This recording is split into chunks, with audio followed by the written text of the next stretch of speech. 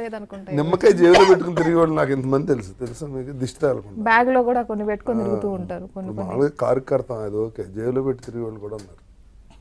అంటే దిష్టికి అది పనిచేస్తుందని నేను అనుకుంటున్నా కదా.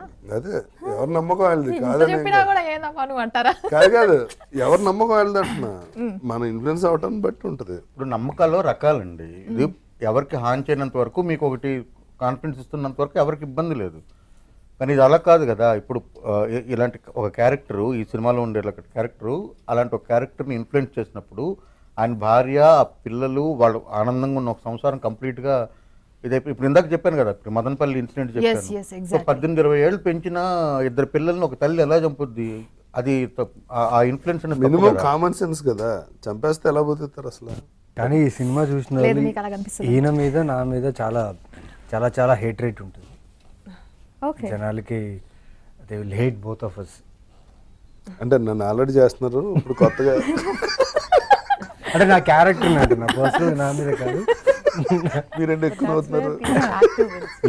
మీకు హేటర్స్ ఉన్నారని మీకు ఎలా తెలుసు? నాకు ఎప్పటి నుంచో తెలుసు.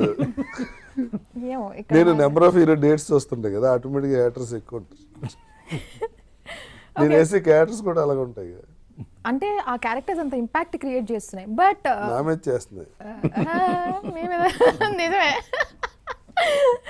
అంటే మీరు స్టోరీ రాసినప్పుడు, ఆ ఈవెంట్స్ అన్ని కలెక్ట్ చేసినప్పుడు, ఈ పర్సన్స్ యాప్ట్ అవుతారు, నాకు వీళ్ళు జస్టిఫై చేస్తారు అంతే అని ఆ థాట్ ఏ నిమిషంలో వచ్చింది, ఎందుకు వచ్చింది? అది చాలా టైం పడుతుంది. అంటే ప్రొడ్యూసరు, నేను అందరం కూర్చొని మాట్లాడుకొని కథ చేస్తున్నాం అనుకున్నప్పుడు ఎవరెవరు దీనికి పనికి వస్తారు, ఎవరు ఈ రోల్లో బాగుంటారు, ఇవన్నీ కూడా ఆలోచిస్తాం. నాకంటే ముందు దివ్య వాజ్ కాస్టెడ్. ఆవిడ ఫస్ట్ కాస్ట్ చేసాం. ఫస్ట్ కాస్టింగ్ ఎందుకంటే అది చాలా important.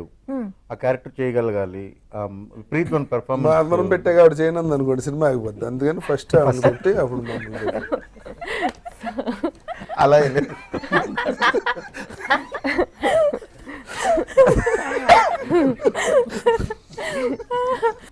The casting for this Lalitha character is apt. ఇప్పుడు నా క్యారెక్టర్ ఎవరైనా చేయొచ్చు, వేరే యాక్టర్స్ అయినా చేయొచ్చు, పర్ఫార్మ్ చేయొచ్చు.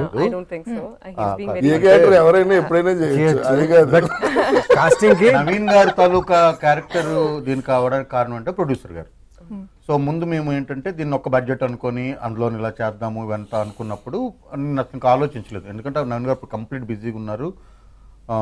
అంటే కమర్షియల్స్ ఇవన్నీ ఆలోచిస్తాం కదా, ఆ టైంలో అనుకున్నప్పుడు ప్రొడ్యూసర్ గారు ఏమన్నారంటే ఏదేమైనా కావచ్చు, నవీన్ గారిని మనం మాట్లాడదాము, నవీన్ గారిని అప్రోచ్ అవుదాం అని చెప్పినప్పుడు, అంతకుముందు నేను నవీన్ గారు మట్కాలో పనిచేస్తున్నాం కాబట్టి అప్పుడు నేను ఇంకా నవీన్ గారికి ఫోన్ చేయడం, రాజేష్ సార్తో మాట్లాడడం, ఇంకా వచ్చి కథ వినడం, ఇంకా అక్కడ నుండి ఆ ప్రాసెస్ స్టార్ట్ అయిందనమాట.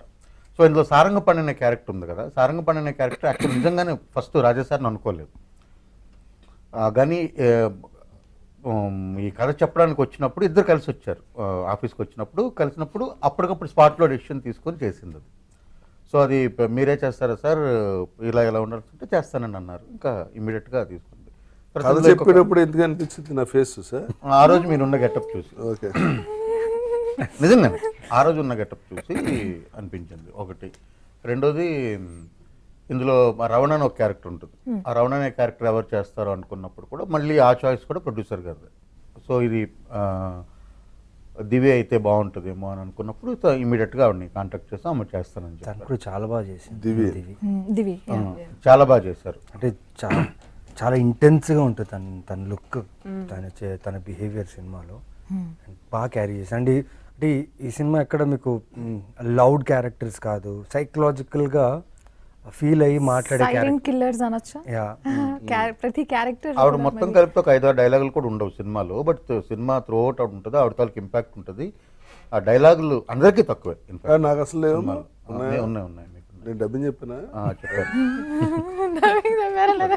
చెప్పారు సార్ డబ్బింగ్ మీరు.